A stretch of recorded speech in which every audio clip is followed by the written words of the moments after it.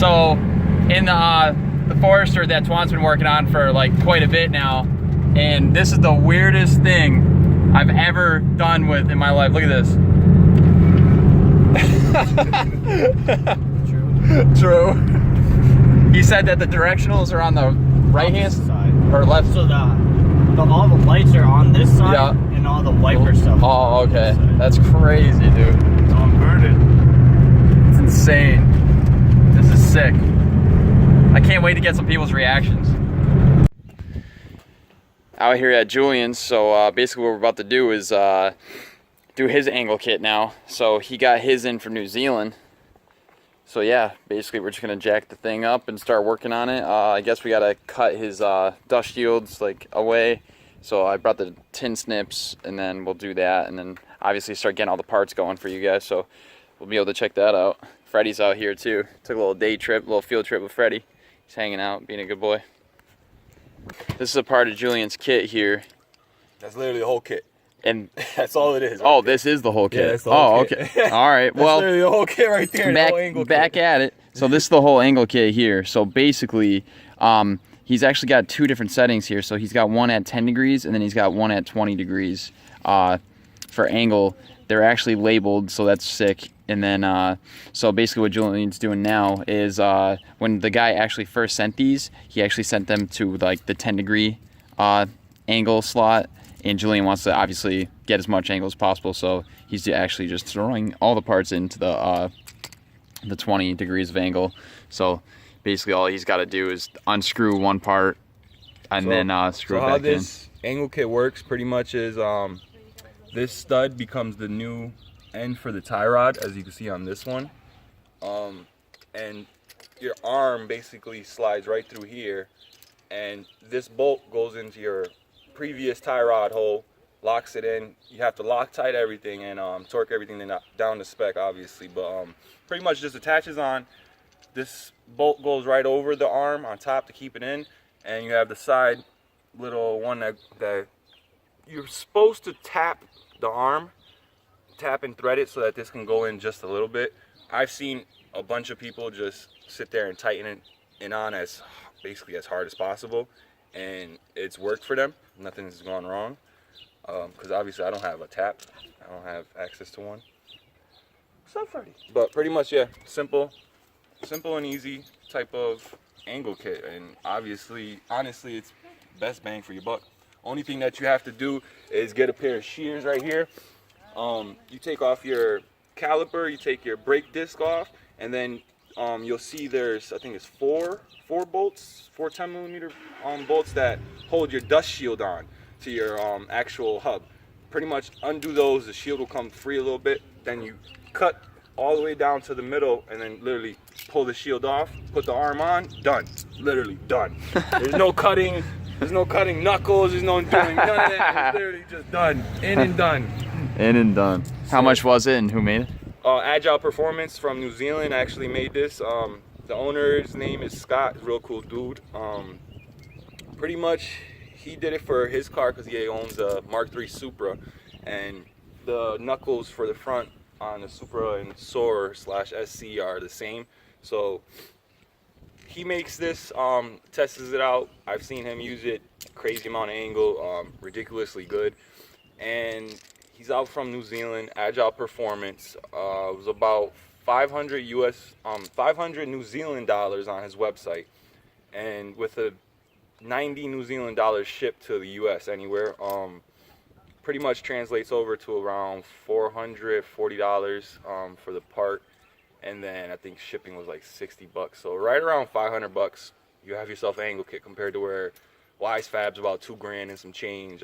Figs Fabrications, the same thing, about $2 grand and some change. I think there's probably one other angle kit people that have. I think SLR might do an angle kit for the SC. I haven't really looked into it, but pretty much everybody else that I've seen is a big bang, big money. I'm not spending that much money. I bought the car for $1,500. There's no way I'm gonna spend $2 grand or $2,500 on an angle kit. So basically what we're gonna start doing now is start taking this apart. So we're gonna have to take the caliper off, and then he's got a few bolts in the back here that we're gonna have to take off of the hub, And then also, this is the part of the shield that he was talking about that we're gonna have to cut off. So this is the front part next to that control arm here. So that's where we're gonna have to hit. So we got the heat shield off. Just due to rust, basically we had to cut it off. We couldn't really unbolt it, so some of the bolts are still in, but I mean, we got all of it off, so that's good. Now Julian's just doing that control arm that goes to the rack. So basically he's just loosening that up, and then we'll start getting the actual parts in. All right, so we're back. So now basically Julian's just putting some blue Loctite right here. He just unthreaded this a little bit just to get the tops in because it's gonna screw back in, so that's where we need like the Loctite to be, is in there. So he's just gonna Loctite that up. One, two, three. So basically you take everything off, you just make sure that this is tightened enough for right now. Yeah, once you lock thread it basically and tighten it on, once it starts to get like to where you can't hold it and tighten it anymore, this stays locked in place. So once you get it on the car, you'll be able to torque this nut down afterwards without this moving. That's the point of that being a full thread down. So when you start tightening this, instead of the top just spinning, it'll actually catch and stay in place. But pretty much, that's it. That is literally it.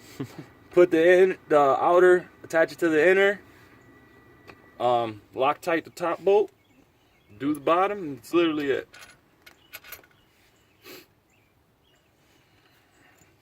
Put this bar, like I said, goes right across the top of the arm to make sure that it doesn't drop down or anything. And that's boom, literally. That's it. That is the easiest. Me and Jeremy had more trouble dealing with the Heat shield and the rotor. The heat shield than doing this outer. Literally, the outer popped off, no problem, like nothing. Crazy.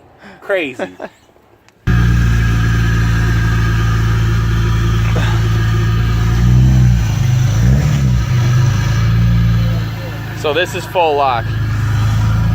This is with the kit that he's got. You need a spacer on the wheel? And on the lower control arm and on the sway bar. Okay. So he said he needs a spacer because he's hitting the lower control arm and the sway bar. But Like 5 degrees more. 5 degrees more. But that is still insane. So like I said, this is that kit that you can pick up from Agile Performance. Like I said, you just check out their website, whatever, tell them that Julian sent you, and it'd be dope. Also, in the meantime, Julian painted his body kit and actually got it on. So front bumper, side skirts, and rear bumper. So it looks dope. It's freaking nasty. And then he also said that he did the back seats. He painted the back seats, so that's what they used to be in the front, and he used this, and this is what he used on it. He said it came out sick. How many coats did you put on or something? Look at that shit. Shit don't come off, yo. Literally, shit don't come off, man. That was my hands. My hands is already dirty. How many coats did you put on? Like, what was the step that you did? Well, I used one can to do that entire back seat and the 2 panels on this side and that side. Word. And probably like maybe 2 coats. 2 coats each? Yeah. Like heavy? Decent. Okay. Yeah, because it comes out pretty nice. Word. Like, it's pretty easy. Like the good spray. Yeah. Like if anybody has like a tan interior, like leather, and they want to turn it black, like I would honestly recommend that. Word. But yeah, no, this looks sick though. I love that you cut that scoop out, dude, so we can just get you like some of that fencing. I'm gonna put a Toyota grill in it. Oh, or true. That'd be dope too. So he went and drove Lock City actually. So that's, like I said, it's been a while since we've been filming or whatever. So we started the angle kit. He finished the angle kit, put the body kit on, painted the body kit, and then went and drove, and he absolutely killed it. I saw so much footage of him, and he killed it. People were like, yo, that's an automatic? Yo, it was so sick. Like, he was linking it. It was insane. And you got bumped up to B, right? Nah, almost. Oh, almost, all right. I did 1 lap in B group, but basically I was like literally this close. Word. There was a whole bunch of staff people that were literally like, yeah, you're pretty much about to get to B by the end of the day. Like, Word. Like, you're right there. That's so sick. I was hyped. Hell yeah. They were like, dude, I don't even know how you're doing this. Like, you're automatic right now.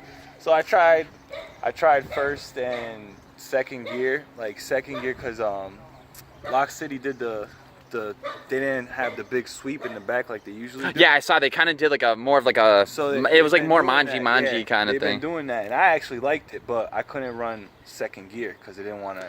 The high RPMs didn't want to stay up.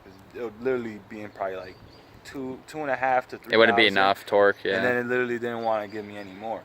So I had to run the whole course in first gear and low. So pretty much like I was just fucking rev limiter. Just. But like I couldn't, I wasn't really like smoking tires because I couldn't really like have enough wheel spin to throw enough smoke off. Like I was throwing baby smoke, but like I was still linking. Oh yeah, you were linking it, dude. I saw it. It was sick.